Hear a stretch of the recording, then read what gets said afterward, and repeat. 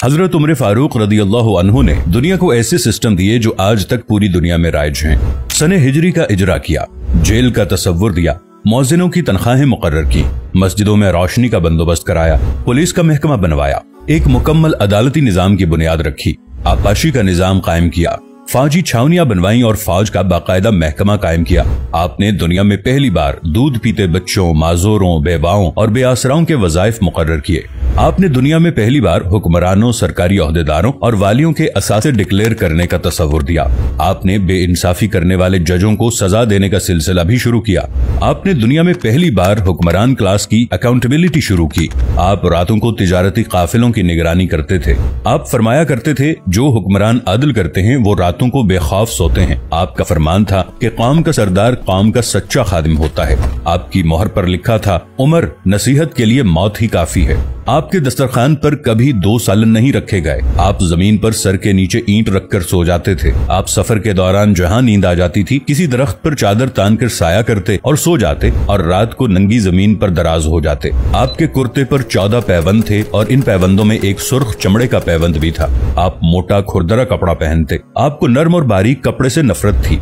आप किसी को जब सरकारी ओहदे पर फाइज करते तो उसके असासों का तखमीना लगवाकर अपने पास रख लेते और अगर किसी सरकारी ओहदे के दौरान उसके असासों में इजाफा हो जाता तो आप उसका एहतसाब करते। आप जब किसी को गवर्नर बनाते तो उसे नसीहत फरमाते, कभी तुर्की घोड़े पर न बैठना, बारीक कपड़े न पहनना, छना हुआ आटा न खाना, दरबान न रखना और किसी फरियादी पर दरवाजा बंद न करना। आप फरमाते थे, जालिम को मुआफ कर देना मजलूमों पर जुल्म है। आपका ये फिक्रा आज इंसानी हुकूक के चार्टर की हैसियत रखता है कि माएं बच्चों को आजाद पैदा करती हैं, हमने उन्हें कब से गुलाम बना लिया।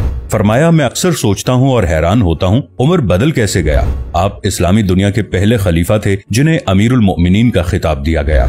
दुनिया के तमाम मज़ाहिब की कोई न कोई खुसूसियत है। इस्लाम की सबसे बड़ी खुसूसियत अदल है और हजरत उमर फारूक रदियल्लाहु अन्हु वो शख्सियत हैं जो इस खुसूसियत पर पूरा उतरते हैं। आपके अदल की वजह से अदल दुनिया में अदल फारूकी हो गया। आप शहादत के वक्त मकरूज थे, चुनाचे आपकी वसीयत के मुताबिक आपका वाहिद मकान बेचकर आपका कर्ज अदा कर दिया गया और आप दुनिया के वाहिद हुक्मरान थे जो फरमाया करते थे, मेरे दौर में अगर फुरात के किनारे कोई कुत्ता भी भूख से मर गया तो उसकी सजा उमर को भुगतना होगी। आपके अदल की ये हालत थी। आपका इंतकाल हुआ तो आपकी सल्तनत के दूर दराज इलाके का एक चरवाहा भागता हुआ आया और चीख कर बोला, लोगों, हजरत उमर फारूक रदियल्लाहु अन्हु का इंतकाल हो गया। लोगों ने हैरत से पूछा, तुम मदीने से हजारों मील दूर जंगल में हो, तुम्हें इस सानहे की इत्तला किसने दी। चरवाहा बोला, जब तक हजरत उमर फारूक रदियल्लाहु अन्हु जिंदा थे मेरी भेड़ें जंगल में बेखौफ फिरती थीं और कोई दरिंदा उनकी तरफ आंख उठाकर नहीं देखता था, लेकिन आज पहली बार एक भेड़िया मेरी भेड़ का बच्चा उठाकर ले गया। मैंने भेड़िया की जुर्रत से जान लिया कि आज दुनिया में हजरत उमर फारूक रदियल्लाहु अन्हु मौजूद नहीं है।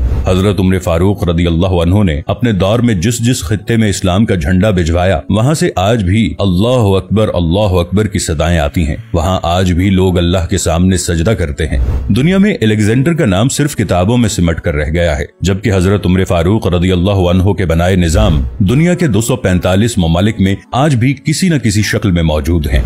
आज भी जब किसी डाक खाने से कोई खत निकलता है, पुलिस का कोई सिपाही वर्दी पहनता है, कोई फौजी जवान 6 माह बाद छुट्टी पर जाता है या फिर हुकूमत किसी बच्चे, माजूर, बेवा या बेआसरा शख्स को वजीफा देती है तो वो मुआशरा, वो सोसाइटी बेइख्तियार हजरत उमर फारूक रदियल्लाहु अन्हु को अजीम तस्लीम करती है। वो उन्हें तारीख का सबसे बड़ा सिकंदर मान लेती है, माँ सिवाय उन मुसलमानों के जो आज एहसास कमतरी के शदीद एहसास में कलिमा तक पढ़ने से पहले दाएं बाएं देखते हैं।